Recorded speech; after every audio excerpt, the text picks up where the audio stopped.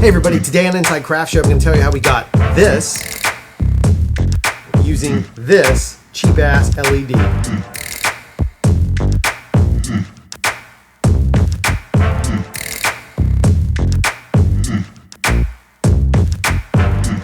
Hard to believe that was shot on these little bitty cat lights.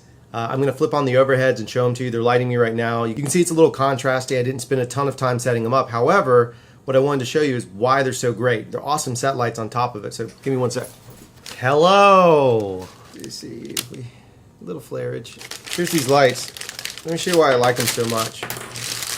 All right. So they're completely battery powered, ultra bright LEDs.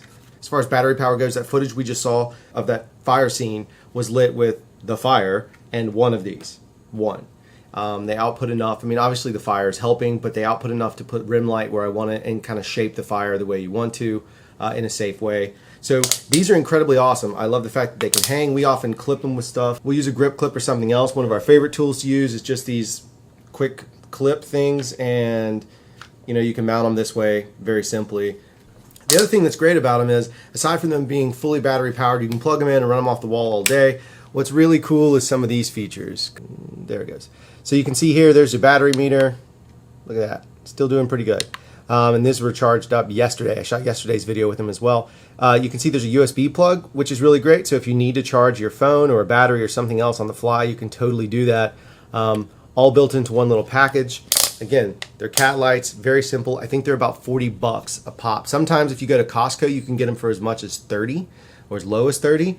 So for $30, it's a great little lamp. And again, you don't have to do it for anything more than,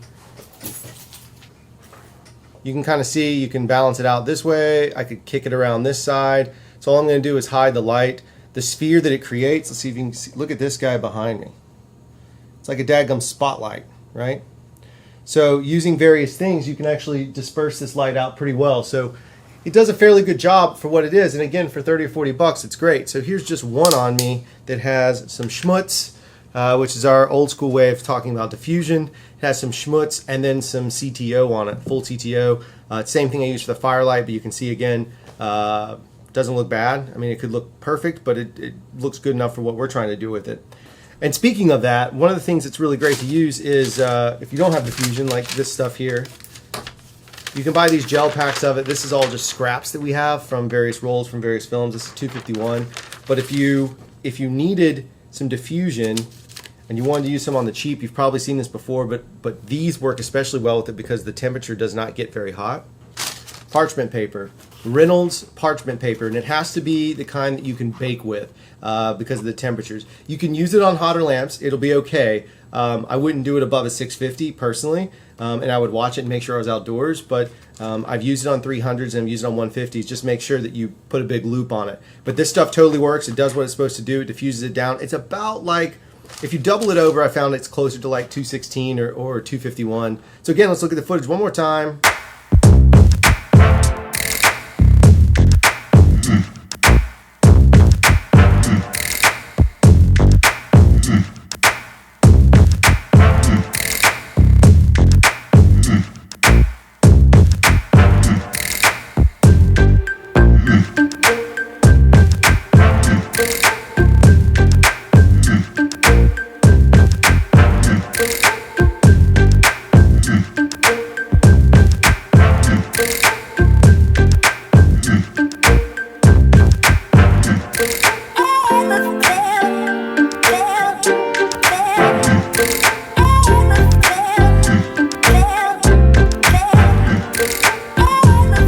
It's just hard to believe. It's just, seriously, it's just that one lamp that was shot at a higher ISO. Of course, we noise corrected it down.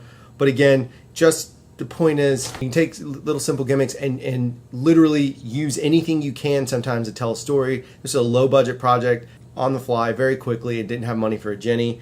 These kind of bailed us out. And again, it's just being clever on how you shoot it. I just want to give a quick shout out to our friends at Airship Isabella. Check them out if you're into steampunk, post-apocalyptic, anything awesome. If you need some props, those guys are the best you'll ever find. I swear by them. Also, Escape Mountain Records for letting us use the footage. Don't forget to like, subscribe, share, tell us what you need, how we can help you get better. How can we get better? How can we get better together, helping each other, one another, whatever. I'm out.